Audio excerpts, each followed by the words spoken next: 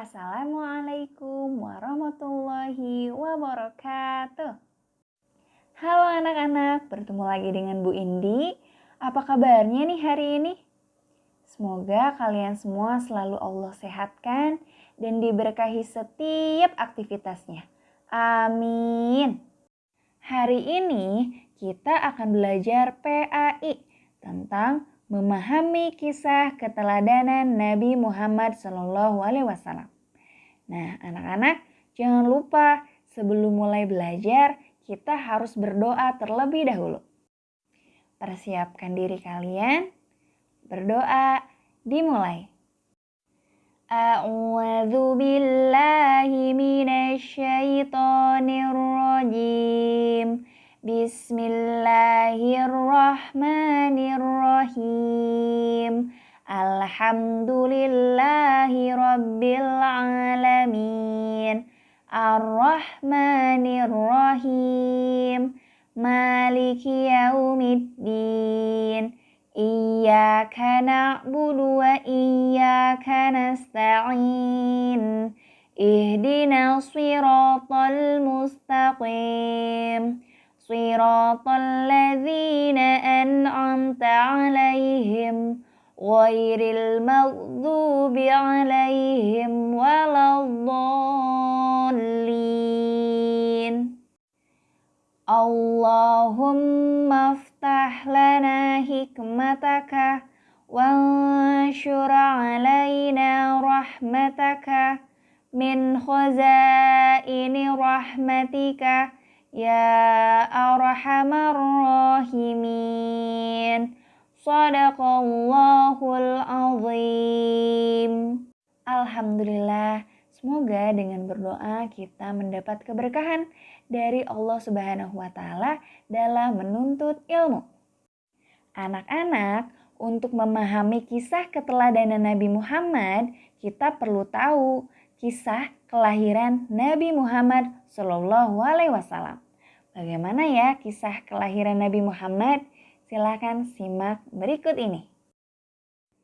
Saat itu, zaman di mana kaum Quraisy hidup dengan cara yang kejam, disebut zaman jahiliyah. Pada saat itu ada seorang wanita soleh bernama Aminah, suaminya bernama Abdullah. Pada saat Aminah mengandung, sang suami jatuh sakit dan akhirnya pun meninggal dunia. Aminah merasa sangat sedih karena harus hidup sendirian. Pada suatu malam, ia bermimpi melihat bulan jatuh ke pangkuannya. Menurut ahli tafsir mimpi, kelak anak yang dikandung oleh Aminah akan menjadi orang yang dihormati. Mekkah dan Ka'bah semakin ramai dan berkembang. Orang dari segala penjuru selalu berkunjung ke Mekkah untuk beribadah dan juga berdagang.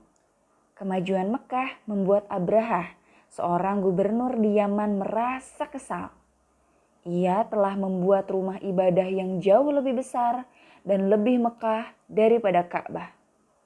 Namun, tidak ada satupun yang mau beribadah ke Yaman. Abrahah lalu memerintahkan agar semua pasukannya bersiap-siap. Mereka akan menyerang Mekkah dan menghancurkan Ka'bah.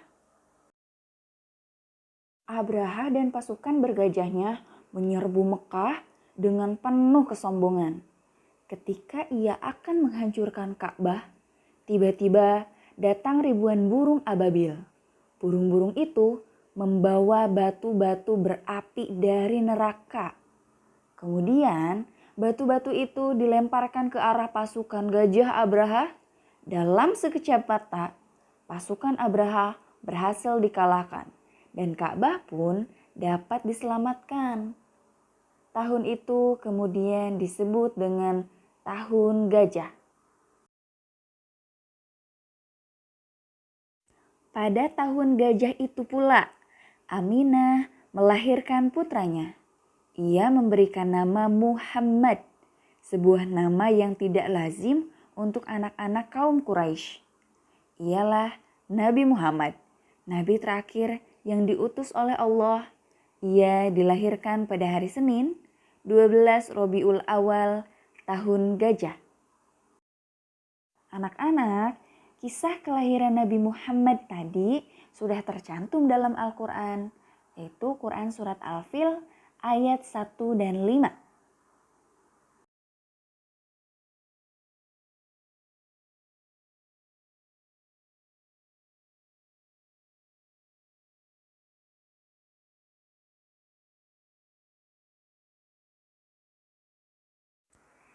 Masa kecil Nabi Muhammad Shallallahu Alaihi Wasallam. Nabi Muhammad dilahirkan pada tanggal 12 Robiul Awal tahun Gajah. Ibundanya bernama Aminah binti Wahab dan ayahnya adalah Abdullah bin Abdul Muthalib. Keduanya berasal dari keluarga yang terpandang dan dihormati oleh kaum Quraisy. Nabi Muhammad berasal dari keturunan Nabi Ismail alaihissalam. Namun sayangnya Nabi Muhammad dilahirkan dalam keadaan yatim karena ayahnya sudah meninggal sebelum ia dilahirkan.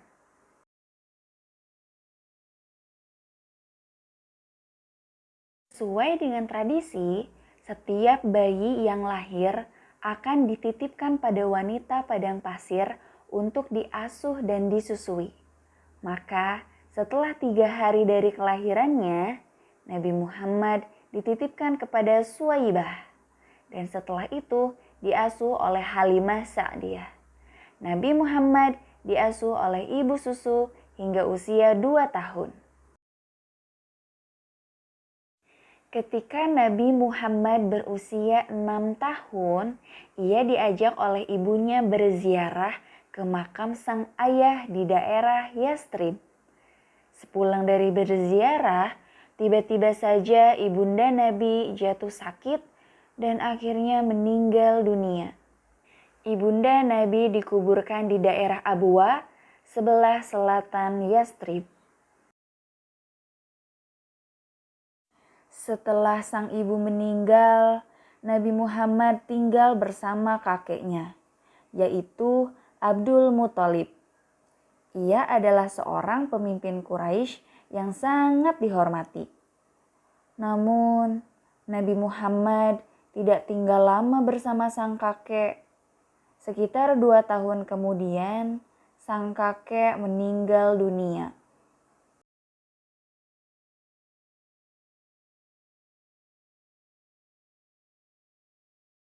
Setelah sang kakek meninggal, Nabi Muhammad diasuh oleh pamannya, yaitu Abu Thalib.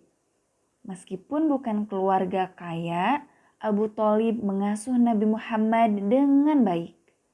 Nabi pun tumbuh dengan sifat-sifat yang terpuji. Ia sangat rajin, cerdas, dan selalu dapat dipercaya.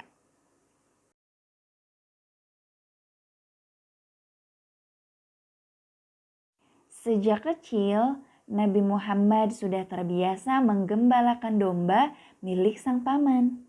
Ia juga menawarkan jasa untuk menggembalakan domba kepada penduduk Quraisy. Karena sifat Nabi yang dapat dipercaya, banyak orang-orang yang menitipkan ternaknya. Demikianlah, Nabi sudah terbiasa bekerja sejak ia masih kecil.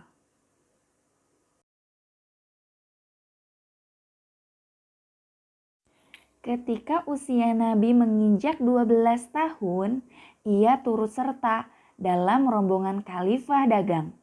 Ia dan pamannya dalam perjalanan menuju Syam. Ketika sampai di Busro, mereka bertemu dengan seorang pendeta Buhairo. Pendeta itu berpesan agar Abu Thalib menjaga Muhammad baik-baik. Ia khawatir jika bangsa Yahudi mengetahui keberadaan Muhammad, mereka akan berusaha untuk mencelakakannya. Karena menurut kitab Injil Barnabas, Isa Al-Masih pernah berkata, "Akan datang sesudahku seorang rasul bernama Ahmad. Bila ia berjalan, akan selalu dilindungi awan." Dan memang selama perjalanan itu, mereka selalu dipayungi oleh awan. Sebenarnya Abu Thalib pun heran dengan keadaan tersebut. Abu Thalib menuruti saran pendeta Buhairah itu.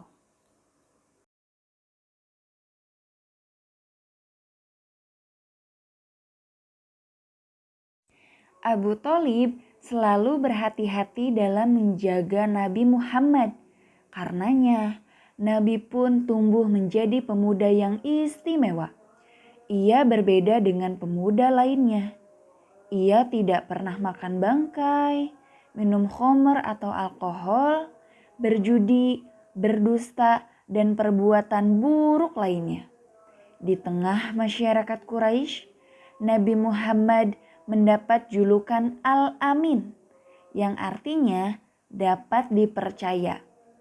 Ia juga tumbuh menjadi pemuda yang pandai dalam berdagang.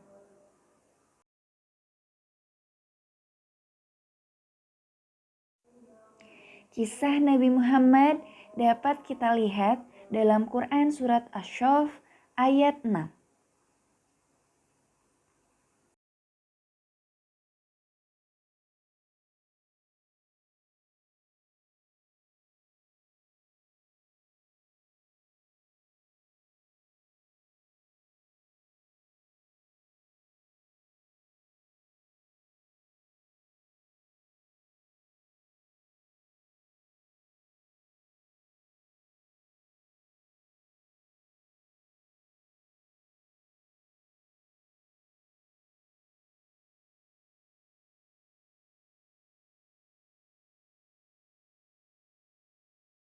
Nah, begitulah anak-anak tentang kisah kelahiran dan masa kecil Nabi Muhammad SAW.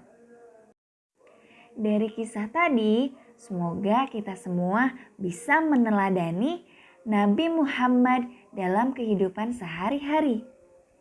Kita bisa meniru sifatnya yang dapat dipercaya, pintar, pandai berdagang.